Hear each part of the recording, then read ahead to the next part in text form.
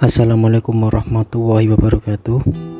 Pada video kali ini saya akan membahas tentang taklek. Sebelumnya perkenalkan, nama saya Wildan Muralis, mahasiswa Unisnu Prodi Hukum Warga Islam, Fakultas Syariah dan Hukum. Oke, untuk selanjutnya mari kita simak video ini dengan baik.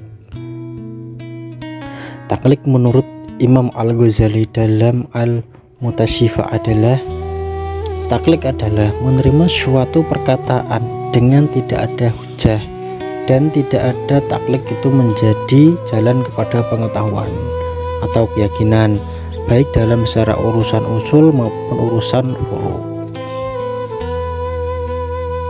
Di dalam taklek terdapat dua unsur yang perlu kita perhatikan, yaitu yang pertama, menerima atau mengikuti suatu perkataan seseorang. Yang kedua, perkataan tersebut tidak diketahui dasarnya apakah ada dalam Al-Quran dan hadis tersebut. Taklek dapat terjadi dalam dua tempat. Yang pertama, seorang yang taklek adalah orang awam yang tidak mampu mengetahui hukum, yakni beristimbat dan istidlak dengan kemampuannya sendiri, maka wajib baginya taklek berdasarkan firman Allah.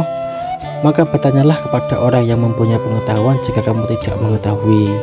Quran Surat An-Nahl ayat 43. Dan hendaknya ia mengikuti orang, yakni ulama, yang ia dapati lebih utama dalam ilmu dan warok kehati-hatiannya, jika hal ini sama pada dua orang ulama, maka hendaknya ia memilih salah seorang di antara keduanya. Yang kedua, terjadi pada seorang mujtahid suatu kejadian yang ia harus segera memutuskan suatu masalah, sedangkan ia tidak bisa melakukan penelitian, maka ketika itu ia boleh taklek.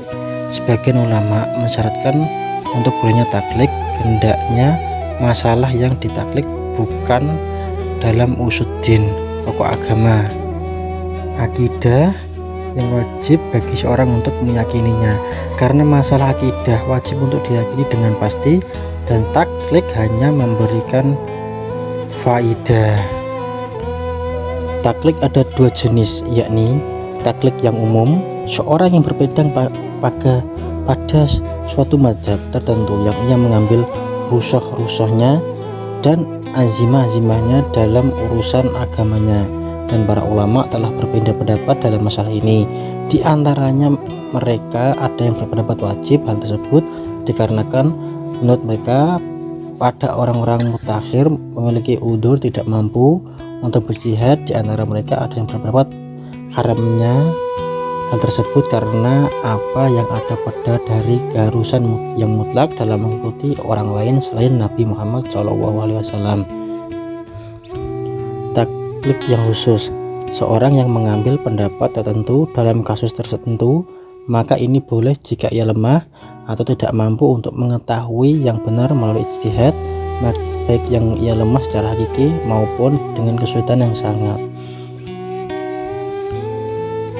Adapun hukum taklek terbagi menjadi tiga kelompok, yaitu yang pertama taklek yang diharamkan, yaitu taklek yang semata-mata mengikuti adat, kebiasaan atau pendapat nenek moyang atau orang terdahulu yang bertentangan dengan Al-Quran dan hadis.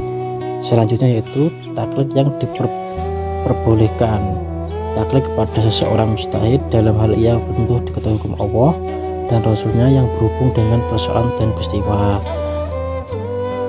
dengan syarat yang bersangkutan harus selalu berusaha menyelidiki kebenaran masalah yang diteliti, jadi sifatnya sementara. Yang ketiga, taklek yang diwajibkan, yaitu wajib bertaklek kepada orang yang perkataannya dijadikan sebagai dasar hujah, yaitu perkataan dan perbuatan Rasulullah SAW.